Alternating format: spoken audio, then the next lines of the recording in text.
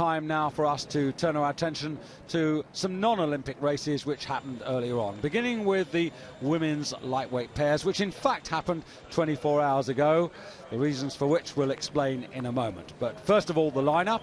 And in lane one on the far side, Argentina represented by Elena Urbano and Patricia Conte, who's in the stroke seat closest to you.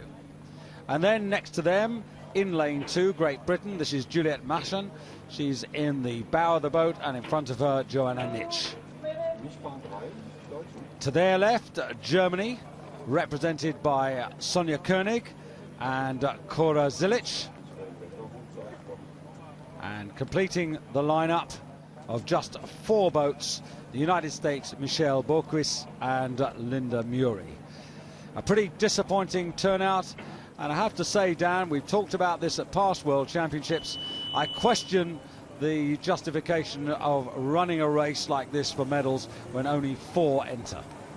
Well, I agree. I mean, the quality is quite good. The racing is good, but if countries aren't going to support the events, they can't really complain if the organising committee drops the event from the racing programme. And that would be a great shame, because it gives lightweights like these a real good opportunity to compete at the top level at World Championships. And it really should be an event for a lot of crews that are trying to break out of the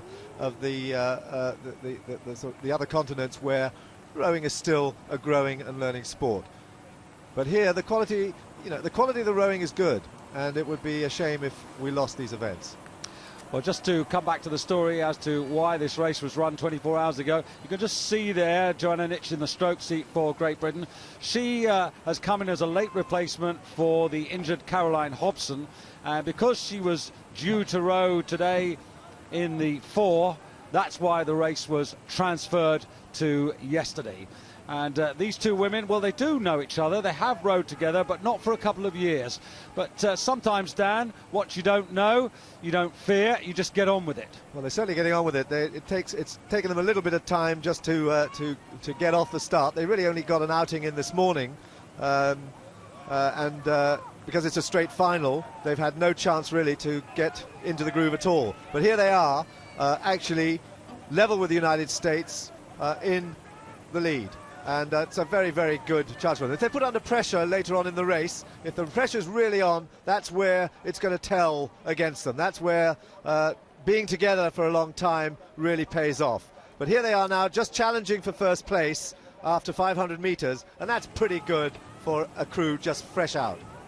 Well, in the American boat, in the stroke seat there on the left of your picture, that's Linda Muri, herself a world champion in 94 and 95 in the lightweight 4, the first of those medals coming on home water at Eagles Creek in Indianapolis. And that was a famous day, a fabulous race. I can remember that vividly, with the American crowd really enjoying that success. So they pretty experienced, these pair, and they'll be tough for the British to crack. Well, indeed they will. I think just noticing Argentina on the outside lane there, still up in the hunt and moving very well indeed. And that's Argentina, new to the World Championships really in women's rowing, doing very well. They've got a bronze medal already in the single, and here they are now challenging for the lead with the British, who have now moved up ahead of the United States. Yes, the Argentinian couple there. Good to see them there. They've not been rowing together very long, just about 6 months, and if they can snatch something out of this, it will give them, as you said, tremendous confidence. I know I was critical earlier on, and I stand by that, but I also accept what you say, Dan, that, you know, particularly for emerging nations, ones who are being helped by the FISA development program, that if they go home with a medal, that will just urge them, and it will give others perhaps the encouragement to take up the sport. And the Argentinians at the moment, no back numbers. Absolutely, in second place. And the United States, they're trying to get back on terms now with Argentina. They'll find this a big surprise that they've been slipped, and only Germany are now behind them. So we've got the Great Britain pair only on their second outing, out in front, and Jo Nietzsche looking as if she's been sitting in that seat all year. She's doing a very, very good job in the stroke seat as they come through the halfway point. Yes, Jo Nietzsche, I should say, will be actually taking part in the lightweight quadruple scull, and here she is rowing, so she's got to sort out her technique and sort out her different approaches. Well, her technique is very good. She's actually a very classy athlete. She's won medals in the past at lightweight rowing, and she's sitting there just setting the rhythm extremely well. And they've already got now a length, and they're just holding a length over Argentina, and the United States slipping back to half a length back on Argentina, with Germany out of the running altogether.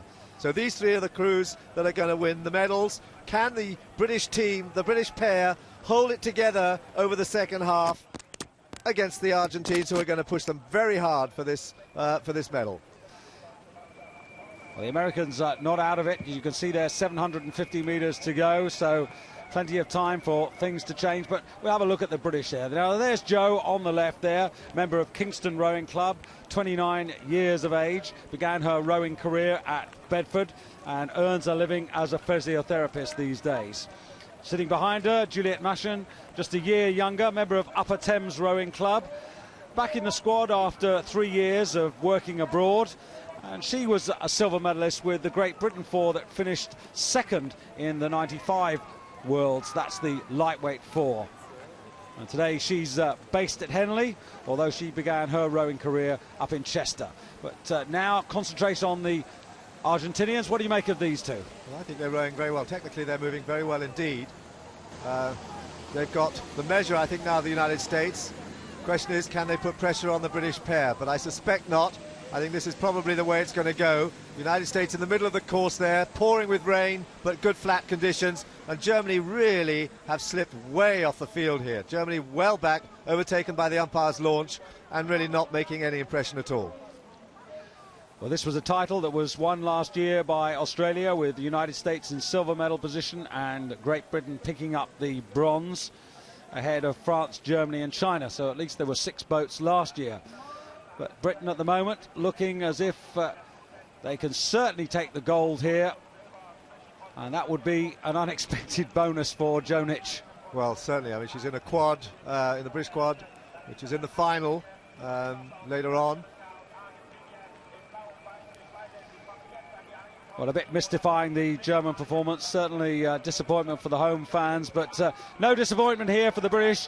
To me, Dan, now the duo, Jo Nitsch and Juliet Machen, have really got the bit between their teeth. They know that they can win this, and they're not going to let it go. Well, absolutely, and it's just very disappointing that there aren't more countries supporting this event. I really do feel that they've got to give it more support if they're going to bring on women's lightweight rowing. But they have done a very, very good show. No criticism of them.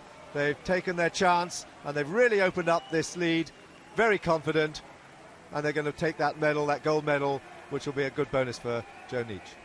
Indeed, and a good bonus also for the British team. And the Argentinians clear now in second place, and they are going to be absolutely delighted with this silver medal. They're well ahead of the Americans, who I have to say are very disappointing, Dan. I'm surprised they're so far back. But the British and the Argentinians coming up to the winning line now. Gold to Great Britain, silver to Argentina, and the United States up now to take the bronze ahead of the Germans. I have to say, Dan, I've seen happier winners in my time. Yes, they don't look too pleased with it. I think they too would have liked to have more people in the field. No need for the photo finish on this occasion. And the first two are a long way ahead of the United States. Conditions are really pretty miserable out there. But these the times for the record. Not fast, but it's not about time. They knitted together pretty well, given such short notice. And now Jo Nitsch has another event to look forward to, this time sculling though for the British quad. And you can be sure that Mike Spracklin played his part in mentally preparing these two for this success. So it's Mike Williams, the treasurer of the International Rowing Federation, to award the medals. And it's the medals who have the greatest protection. But a good effort by the British duo.